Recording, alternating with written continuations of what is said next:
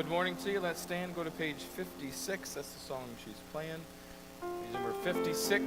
His name is wonderful. And then we'll go to page 200 after that. 56 and then 200.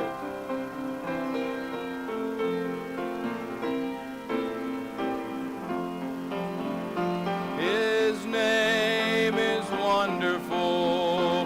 His name is wonderful. His name is wonderful. Jesus, my Lord. He is the mighty King, master of everything. His name is wonderful. Jesus, my Lord. He's the great shepherd, the rock of all ages. Almighty God is He. Bow down before Him, love and adore Him. His name is wonderful, Jesus, my Lord. Number 200, the Lord is good.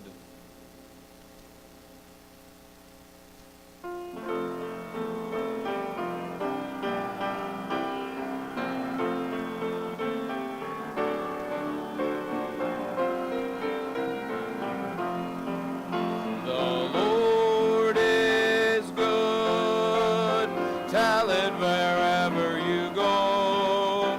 The Lord is good, tell it that others may know. Tell of His blessings and tell of His love. Tell how He's coming from heaven above. The Lord is good, tell it wherever you go. You may be seated. Young people may be dismissed this morning.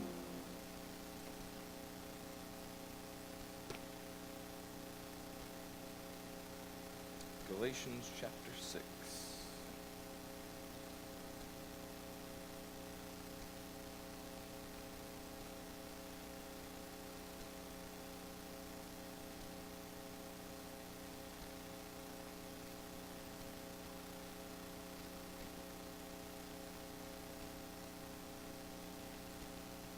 Think about it this morning and I'll pray for my dad. Today is his official last service. So my sister went up today. So pray for him. I talked to him yesterday a little bit, as you would imagine, down. It's 49 years. He said, I wanted to make it to 50. I said, well, I get that. The Lord had other plans, so pray for him today. He's got a good man that's going to take the church. I have every confidence that things will go well there. August, right around the time where they had their first services, they're going to do a weekend celebration. I think Labor Day weekend, so we're going to be up there for that part of it. Galatians chapter 6, and we are in verse 7. Let's start from verse number 1, jump down to verse number 7. Brethren, if a man be overtaken in a fault, you which are spiritual, restore such an one in the spirit of meekness, considering thyself, lest thou also be tempted. Bear you one another's burdens, and so fulfill the law of Christ. For if a man think himself to be something when he is nothing, he deceiveth himself. But let every man prove his own work, then shall he have rejoicing in himself alone, and not in another. For every man shall bear his own burden. Let him that is taught in the word communicate unto him that teacheth in all good things. Be not deceived, God is not mocked. For whatsoever a man soweth, that shall he also reap. For he that soweth to his flesh shall of the flesh reap corruption, but he that soweth to the Spirit shall of the Spirit reap life everlasting. And let us not be weary in well-doing, for in due season we shall reap if we faint not. As we therefore have opportunity, let us do good unto all men, especially unto them who are of the household of faith. So we covered the first 6 verses, which is essentially check yourself before you judge somebody else. And he's going to continue the theme in the verses we're going to cover today, but be a help to somebody else. And verse number 3 is, you're not as important as you think you are, which that's a fight that mankind has with themselves about every day. But as we pick up in verse number 7, he gives us this phrase, be not deceived, God is not mocked, for whatsoever man soweth, that shall he also reap. In verses 7 through 10 is what we'll cover today. Paul is basically giving, I think, this principle, never ignore a generous impulse. I've used that before. In other words, the love of Christ has replaced the letter of the law. Right? There wasn't any wiggle room in the letter of the law. But in the love of Christ, there's all kinds of room. The Bible word for that is liberty. It is not a license, right? So the two opposite sides of that, there's license and there's liberty. If you're looking to walk as close to the line of the Bible as you can, you're trying to use a license, not liberty in Christ. Liberty in Christ doesn't bring me to the edge of the cliff, and that's where I need to be away from that. So he gives us here the principle in verse number 7 is most evident if you're into gardening and farming and those kinds of things. Whatever you plant and you take care of and you put all the love and the care that it should have, you'll reap something that is good at the end of it. I've heard double, I think I was talking with a pastor friend this week about this. I've heard probably double of negative on verses 7 through 10 than I've heard positive. And what's amazing is Paul's not even being negative. But we focus more on, well, if you sin, that's what, okay, yeah, no, that's true. That's just reaping and sowing, right? But that's not the point that Paul is trying to get across. He says, be not deceived. So don't mislead yourself. Oh, it's easy to blame somebody else. When I've done something wrong, my first human instinct is to try to find that I can push that blame off on someone else, right? But if I've sowed something good, then I want the credit for it, right? So that's our human nature. And when I've sowed wrong, when I'm looking at reaping wrong, I'm trying to find someone that I can pin that on. But when I've sown good and good things are going to happen, well, I want everyone to know that it was me, right? That I've caused all these great things. That's just the human nature side of it. But don't mislead yourself. Be not deceived. This isn't really someone else deceiving you. This is you deceiving. This is self-deception. The warning is, watch out for yourself. The same which he gives us back over here in verse number 3. But if a man thinketh himself to be something when he is nothing, he deceiveth himself. So he's given us the warning twice in a matter of 7 verses. And if that's the case, then that needs to be something that you and I need to be careful of. It's just really easy to deceive yourself into thinking the way that you're thinking is right. If you're not thinking biblically, you're not thinking right. When your kids are little, you don't have those conversations. When your kids are our kids' age, you have those conversations. Listen, I want at 20, okay, hey, back over here. This is your starting point, right? This is where your thinking starts. I hear what you're saying, but let's bring it back over. What does God have to say about that? I know your opinion, right? But my opinion is what often deceives me, right? And the world's influence, right? Our kids are influenced by a screen every day of their life. They're just drinking that stuff in. And it is affecting them. It is affecting the way that they think. It is affecting the way that they process things. It affects the way that they have or don't have relationships with other people. Every aspect of their life is being affected. And a lot of times I can be deceiving myself and getting away from the biblical way of thinking. That's why you have to be careful, and I don't care, and I've said it before, I'll say it again, I don't care what news you're getting, you got to be careful. Because every one of them has a slant and a spin. Every one of them. I don't care, I listen to podcasts, just more murder stuff, you know that, so that's pretty cut and dry. But you got to be careful if you're listening to news podcasts. All those people have a slant. They have something that they have a point. Listen, they started it for a reason, right? Because they felt like something a certain way wasn't being said. And if I'm not careful, I drink that stuff in all day long, and I start deceiving myself into thinking away from biblical thought. So Paul says, be not deceived. Don't deceive yourself. The the Bible gives you several warnings. Deuteronomy 11:16, take heed to yourselves that your heart be not deceived, and ye turn aside and serve other gods and worship them. That was the warning to the children of Israel. The deception comes from within. Because I have my own thoughts. I know what God says, right? But I have my own thoughts.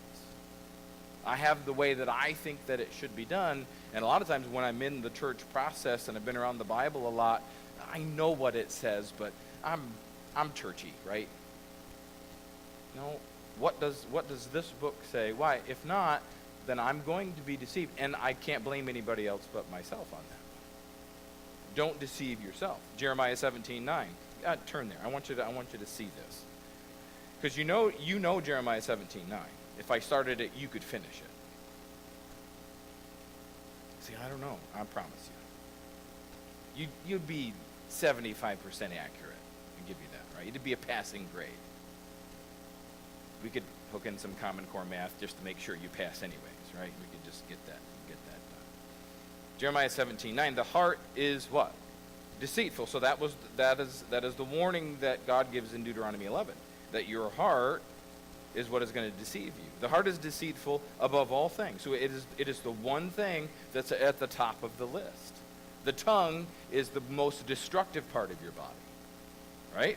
And your heart is the most deceptive and desperately wicked. Who can know it? What's the answer to that question? The answer is in the next verse. I, the Lord, do what? Search the heart. I try the reins. Go to James to figure that one out. Your body has reins, right? And you should have a bridle on your tongue, because your tongue is hooked to your heart, which if your heart is deceived, then your speech is going to be deceiving, and now you're in a swirling vortex of terror. Sorry, Finding Nemo. There it is for you. I try the reins, even to give every man according to his ways and according to the what? The fruit of his doings. You know what you'll do? You will reap what you sow. Every time. And I have to watch myself that I'm not deceiving myself into thinking something that is not biblically accurate. Even though I've been around church my whole life and I know verses and all that kind of stuff, because there's a million things that are said, but that's not what the point is. What's the next phrase in Galatians 6? He says, be not deceived. Then he says this, God is not mocked. Well, mocked is to ridicule, to deride, right? To mimic. And it doesn't mean that you're standing there mocking him, but here's what it means. God is not going to be mocked by your deception, right? God's not going to be mocked by your action. Who's going to get judged for their actions? I am. God is not going to be mocked. Whatever you're doing, you'll learn that, right? I noticed yesterday, because they're starting to open up 475, right? So when you come over Airport Highway headed north, that they used to sit right there. They were lined up 4 deep there yesterday, Highway Patrol, because that's all being opened again, and everybody's going to be like, yee-haw, and come over that rise and get nailed. Why? Because you reap what you sow, right? I don't think that's right. Okay. That's a whole nother conversation for a whole nother day, right? I know, join the uprising, right? We'll get it done. Join the uprising. And they can watch every one of us walk around in this building right now, right? I heard a thing on Ruby Ridge the other day, right? Which that's a whole bizarre thing all in and of itself. But that was so long ago now. Think of the technology now. You know why we found bin Laden? Because we knew exactly where he was. Anyways, that's a whole deep rabbit hole. But anyways, God is not mocked. Balaam said that to the ass that he was riding, because thou hast mocked me. Well, what was the ass doing? Well, first it was action, wasn't it? He was slamming his foot against the wall, and he was just stopping where he was going. And eventually, he talked to him, which is wild that Balaam, without skipping a beat, responded to him as if this is a normal activity, right? So when Balaam says, thou hast mocked me, my thought is, bro, why are you talking to it, right? That's not a shock to you that this is happening? Like if I go home today and one of my dogs talks to me, I'm shooting it in the head. Right? We're not discussing it. There's not going to be a funeral. It's possessed by something, right? And nope, you don't do that. That's not something that you do. But he was mad that it was mocking him. Delilah said that to Samson, right? Thou hast mocked me and told me lies. She had deceived him. So God is not going to be mocked.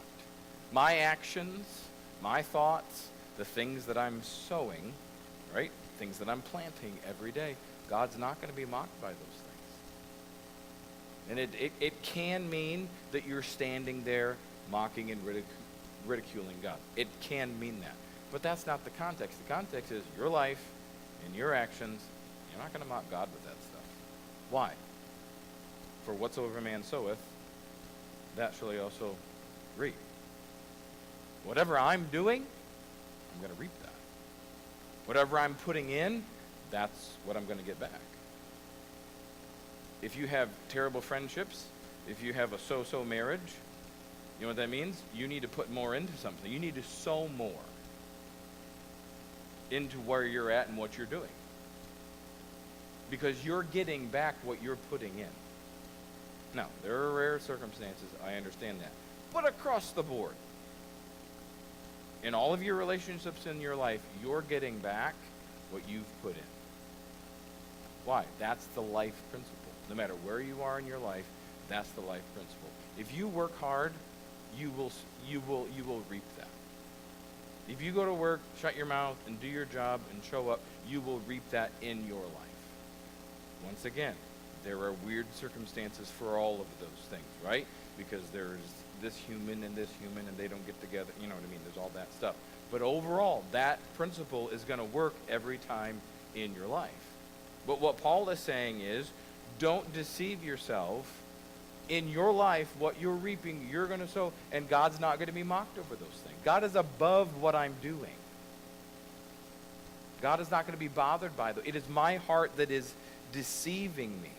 Whatsoever man soweth, that shall he also reap. Job said this in Job 4:8. Even as I have seen, they that plow iniquity and sow wickedness reap the same. Whatever you're sowing, whatever you're putting into the ground, that is what you're going to get. You know right now, to this point, what every farmer has put into the ground. You're seeing it. It's right there in front of you. Right behind us right now is a whole field of just soybeans, right?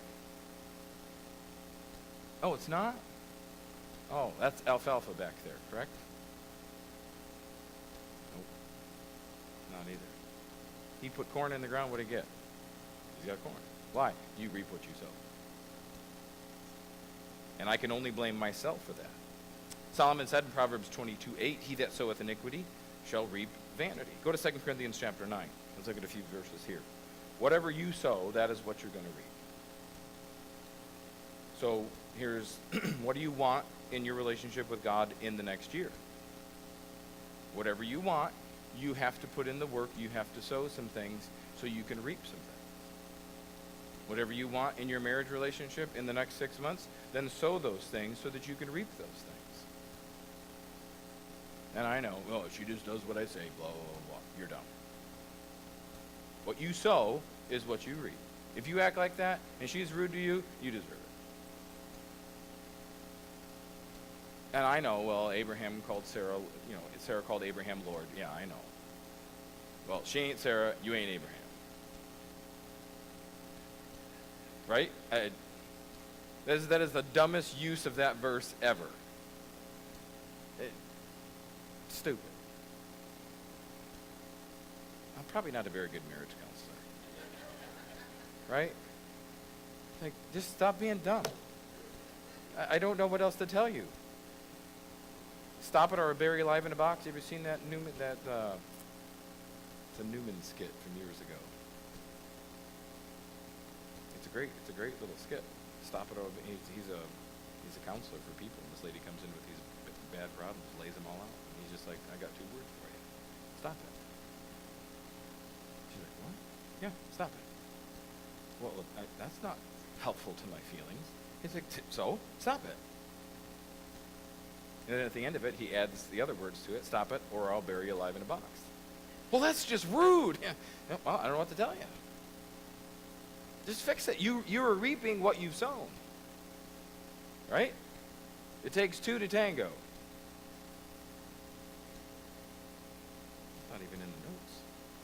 2 Corinthians 9, let's go to verse 6.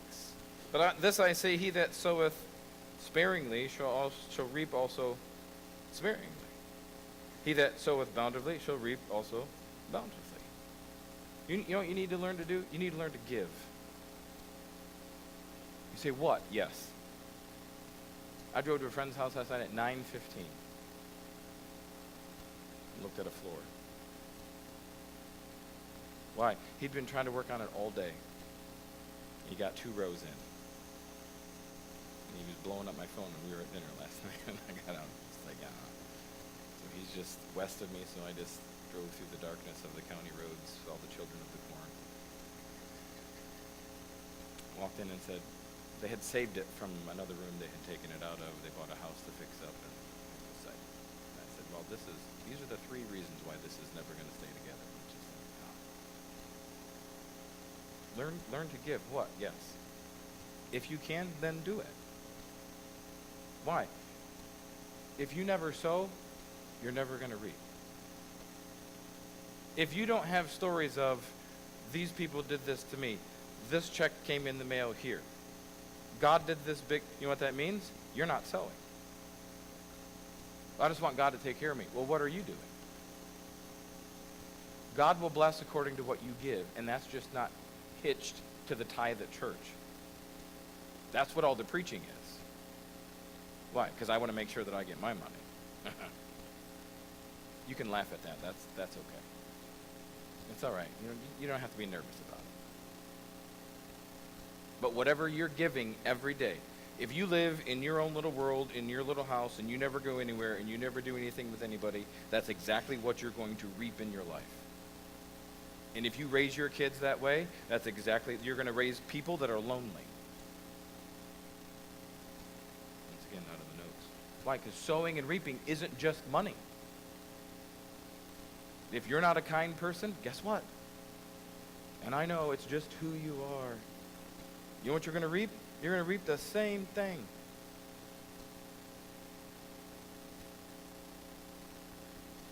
Verse 7, here's the giving. Every man, according as he purposes in his heart, so let him give.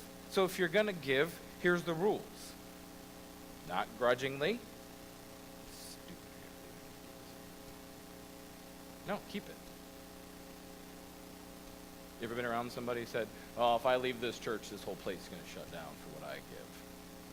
You know what my thought on that is?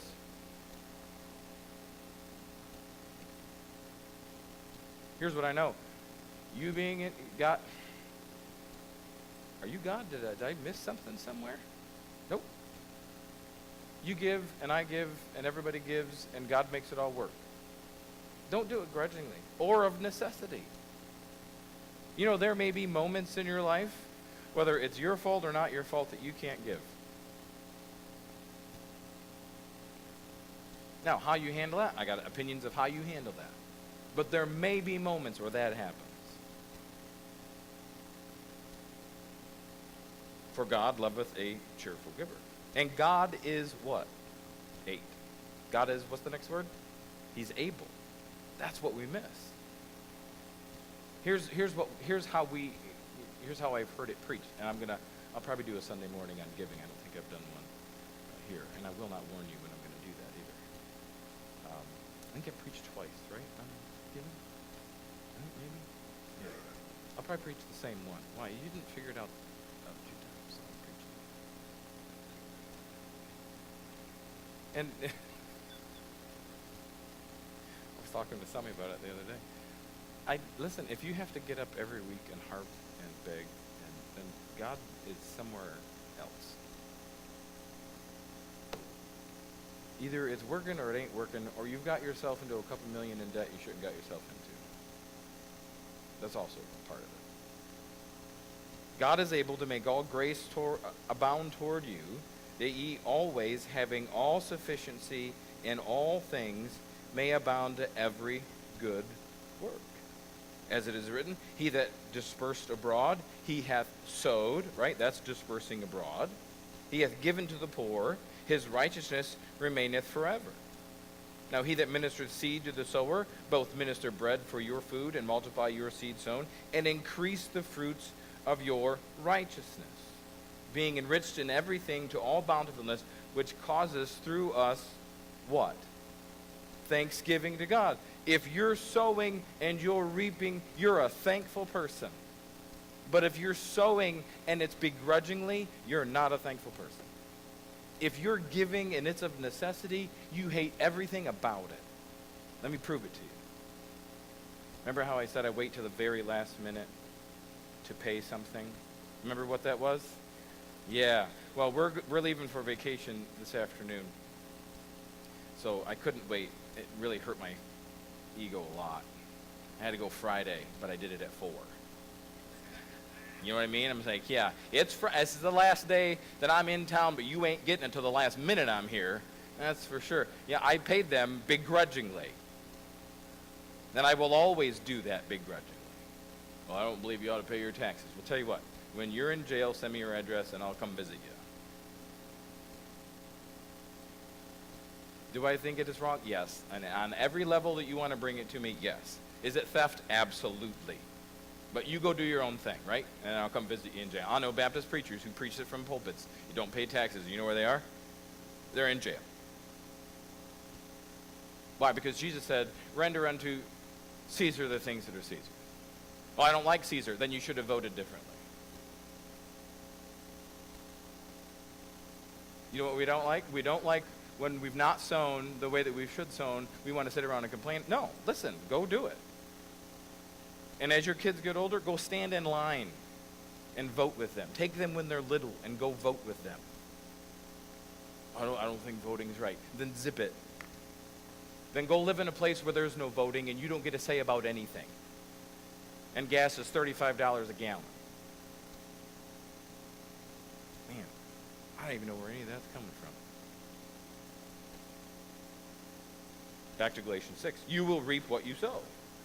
However you give, whatever you give, if there's stuff to be done at church, if there's work to be done, and you're in here and you hate every minute and you're grouchy and you know what I want you to do? I want you to go home. We had a good time doing this floor, didn't we? It was just fun. It was easy. It was great. So the next stuff we do, listen, if you show up and you're just then just go home. Then don't be here. Why? I don't want you to give grudgingly.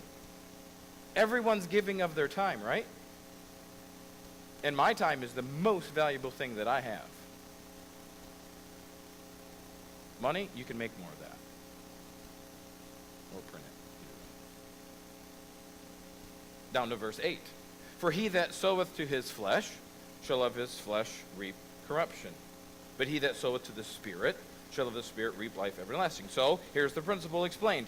If you're in the flesh, that's corruption. If you're in the Spirit, that's life everlasting. If you're in the flesh, you're dealing in death. Right? Your flesh is going to die. You are, thank God, not taking that to heaven with you. You're going to leave that back here. But if I'm sowing in the Spirit, that is towards heavenly things. Abraham sowed to the flesh and reaped who? Ishmael. He then sowed to the Spirit and reaped Isaac. Wherever you sow is where you're going to reap. And we enjoy both of those fellas today, don't we? Lot made it even better and sowed to the flesh and gave us 2 more wonderful individuals that we're still reaping the benefits of. If you reap to sin, listen, and it may not be just you that's reaping that. Mom and Dad, be careful what you're sowing because you're going to reap that in your kids. Be careful of those allowances that you're giving. Not money. I don't care if you give your kids an allowance or not. It's not biblical. I don't care. I know some guys that preach on it. Whatever. I wasn't given an allowance. I don't give my kids an allowance. But if you want to give your kids an allowance, knock yourself out. If I could be your kid for a day, that'd be good too, right? Give me money. I'm all right. I'm all about it.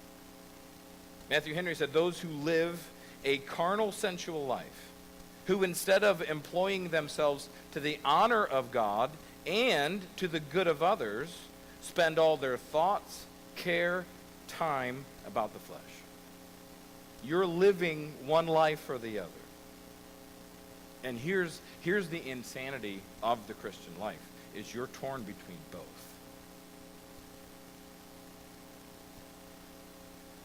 that flesh wants what it wants. And it has no patience. It wants it right now. And so a lot of times that's the easier give. And there's where training kids and teaching kids comes in. Heard a lot of preaching in my life about spanking the kids and making, okay, that's the easy work. The hard work is patiently teaching and patiently showing and patiently when they call you out, because they will. Yeah, but you said this 2 weeks ago, Dad.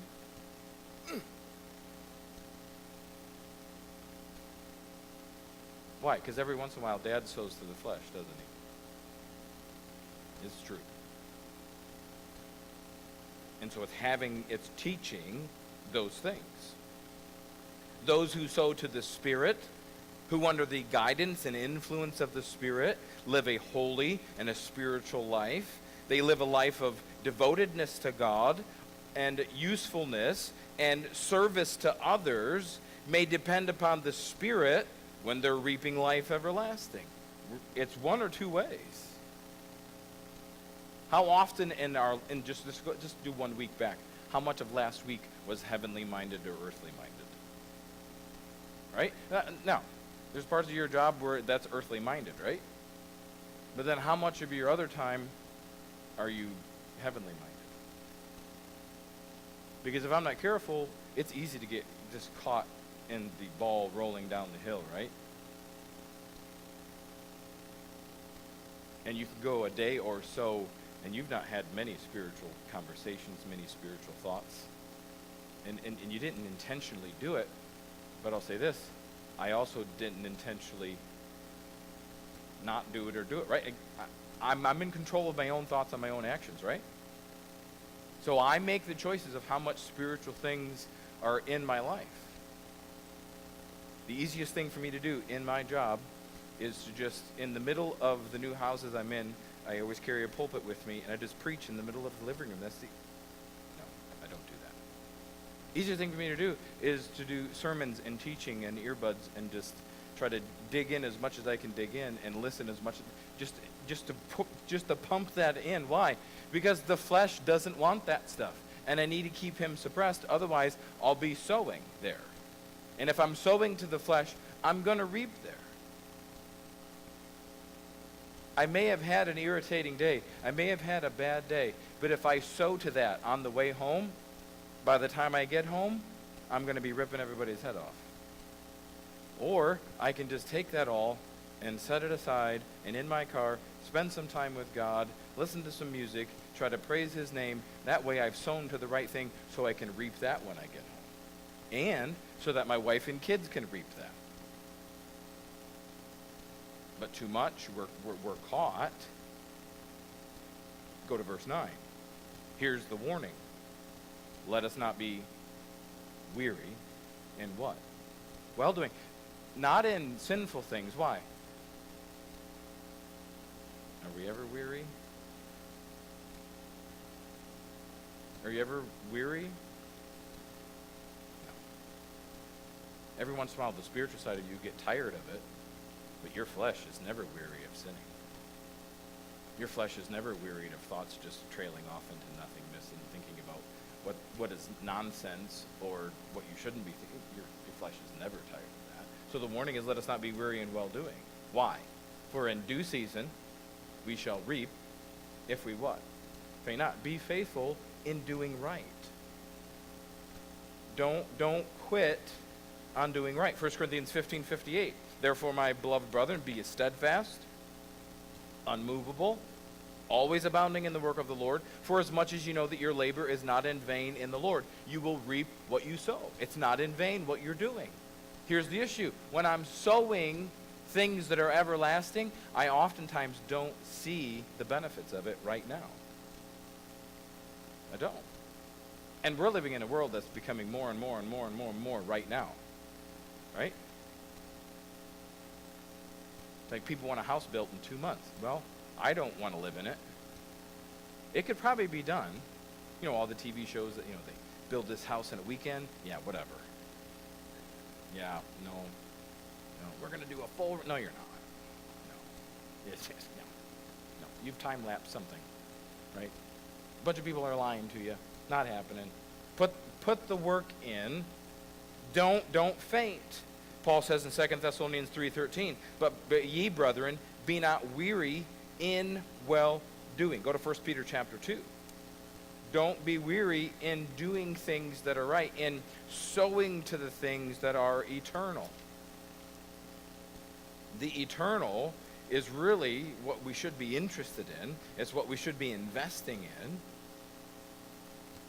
For 1 Peter 2, look at verse 11. Peter says this, dearly beloved, I beseech you, as strangers and pilgrims, abstain from fleshly lusts. What do? They war against the soul. There is the battle that is raging in you right now. Verse 12, having your conversation honest among the Gentiles. So, in other words, your conversation is the way that you're living your life. Also can mean the words that you're speaking, but in this context, it means the life that you're living. Let your life that you're living be honest among the Gentiles. That whereas they speak against you as evildoers, that may by your good works, which they shall behold, glorify God in the day of visitation.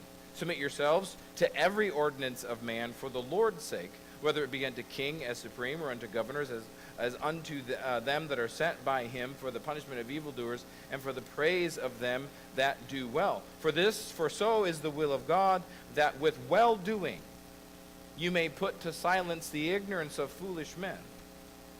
The whole point is, don't be weary in well-doing. Peter says, let your well-doing, let your good conversation be the thing that's speaking for you. You don't need to get it on YouTube and debate everybody. Let your conversation, let your well-doing put to silence the ignorance of foolish men. Most debates are just the ignorance of foolish men. You just want to get up and argue back and forth, and nothing is accomplished, right? Because at the debate, you got this side that agrees with this guy, you've got this side that you agree with this guy, and ne'er the twain shall meet. So Peter says, let your life be the thing that is the talking in your life. Your actions do the talking. And I forgot this verse is in there, but verse 13, submit yourselves to every ordinance of man for the Lord's sake. Pay your taxes for God's sake. I don't like it. Okay. 1 Peter 3:17, over in chapter 3, look at verse 17. He says this, for it is better, if the will of God be so, that ye suffer for well-doing than for what? Than for evil-doing. Okay, if you're going to suffer, let it be for your life being a godly example than it be that you got a DUI last night. Right? If you're going to suffer, then let it be for doing right. Let it be for being a good example. Don't suffer for being dumb. Don't suffer for sowing to the flesh. If suffering is going to be a part, then let it be for well-doing.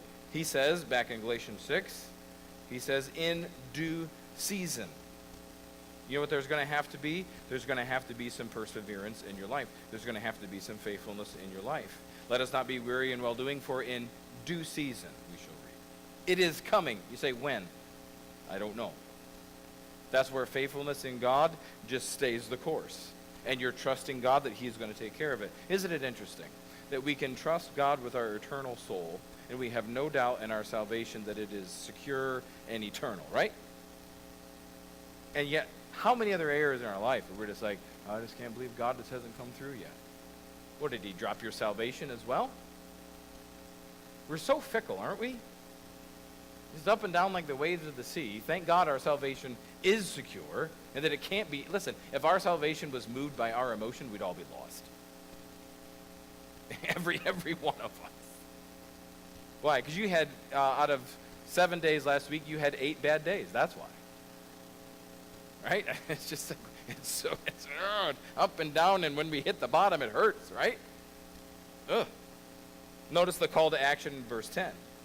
He says, as we therefore have opportunity. So all of those things, you're going to sow this way or you're going to sow this way. So when you have opportunity, which means this, you're going to have opportunity. there's going to be opportunities to sow in the well-doing, to sow to the Spirit. Those things are going to come along. Proverbs 3:27, he said, withhold not good from them to whom it is due, when it is in the power of thine hand to do it. Listen, when you can sow something that is good, then do it. Not every person sitting on the street corner is trying to rip everybody off. Are there some? Sure. But not all of them. That's where the Spirit of God comes in. Learn how to be kind. Learn how to do something that is right. He says, as we therefore have opportunity, let us do good unto who? Let's do good unto, what's the next two words? How many? Yeah, but that doesn't include, no, it does. It includes everybody. Now, what if they're a liberal? It means to do good. It means to treat them like Christ would treat them. Yeah, but they voted for. Oh, you can't find that, right? It's not there. I've heard it preached. Well, I've heard lots of things preached. Doesn't mean they're true. It just means somebody said it. As we therefore have opportunity, let us do good unto all men. Titus 3:8. This is the faithful saying. And these things I will that thou affirm constantly, that they which have believed in God might be careful to maintain good works. These things are good and profitable unto men. How you live, what you sow, who you're good to, matters. Is there anybody you shouldn't be good to? No. There's times in business, you take the hit. I don't remember the last time where I really put up too much of a fight. Why? It's not. In the end of it, it isn't worth it. Just take the hit and move on. God will take care of it somewhere else. I'm not even worried about it. In your life, you know what we're worried about? We're worried about being right. God doesn't care. You know, God said, do good. Unto who? Everybody. What if they're nasty? Okay. That doesn't change the fact of what he just said. But then notice what he clarifies at the end of this verse. Especially. So if you're going to focus somewhere. Unto them who are of what? The household of faith. 1 Peter 4:8 and 9. And above all things, have fervent charity among yourselves. For charity shall cover the multitude of sins. Use hospitality one to another without grudging. Be good to the household of faith. Hebrews 13:16. But to do good and to communicate, forget not. Be a nice person. And especially in here. Well, you don't know what they said. That's not a disqualifier. And be ye kind one to another, tender-hearted, forgiving one another, even as God, for Christ's sake, hath forgiven you. There's the absolute qualifier. We love that verse when our kids are 3 and 4. But when we're 34, all of a sudden that verse doesn't apply anymore. It's just not true. Let me help you with it. You will reap what you sow. Said it before. Forgiveness is not for them. Forgiveness is for you. And if you don't, there will be a grudge. And right after the grudge will be the root of bitterness springing up inside of you. And then there will be no doing good unto all men. And the rest of your life, you'll talk about that instance to people that you don't even know. So how do you know? I've been there multiple times. Just meet somebody and all of a sudden we're talking about something that happened 25 years ago and I'm just like, whoa, what are we talking about? I don't care. Like, you should have taken care of that. Yeah, well, they didn't come to me and get it right. That's nope, nope, nope, nope. You will reap what you sow, in the good and in the bad. And Paul said, hey, as you have the opportunity, do good to the people of faith. Be generous with people of faith. Be kind to people of faith. What if they don't go to our church? He didn't say that. Didn't say that. He said, be kind. Do good unto all men. All right, let's take a break. Be back here at 11.